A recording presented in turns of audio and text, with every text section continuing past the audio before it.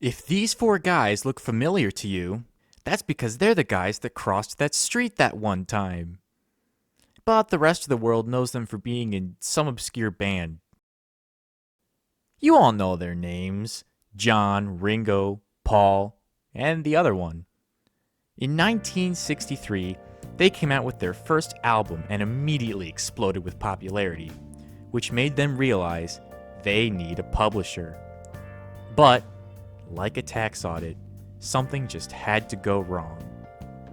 The Beatles were young and naive and still believed in Santa, so when they signed a deal, their publisher, Dick James, got 50% of the share, and the other half was a 20-20 split between Paul and John, and their manager, Brian Epstein, no relation, got 10%. The company went public in 1965. Doing so made it primarily owned by stockholders and cut John and Paul's shares from 20% down to 15%, which doesn't seem very fair, but again, being naive, they let themselves get managed. When Brian Epstein died in 1967, Paul and John got together and came up with the great idea to pool their money together and buy his share. So they approached their publisher, money in hand, only to find out that Dick James, living up to his name, had already sold Epstein's share to ATV Music. Was this ethical? Sure it was, if this is how you spell ethical.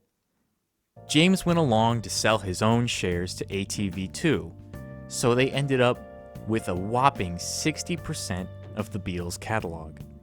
John and Paul, being very discouraged and very broke, sold both of their measly 15% shares to them too. And for the next 16 years, ATV Music went along owning 90% of their music.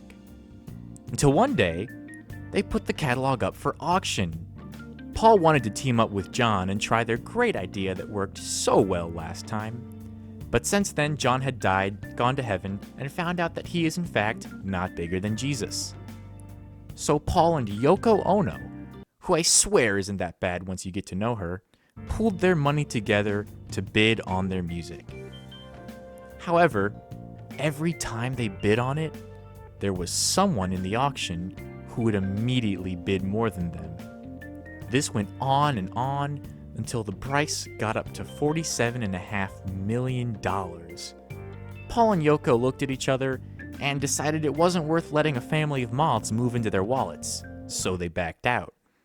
But Paul, being fairly upset, wanted to know who the jerk was that stole his one chance to get his music back. And it was none other than Michael Jackson. After releasing Thriller, MJ was living like Scrooge McDuck and didn't know what to do with his oodles and oodles of cash. So he asked his good friend Paul McCartney, yes, that one, what to do. Paul said he should get into publishing and buy music that you know will sell well. So Michael Jackson said, I'm gonna get yours. Paul thought MJ was just practicing his stand-up routine and laughed it off. But lo and behold, Michael Jackson had just bought the Beatles catalog for $47.5 million.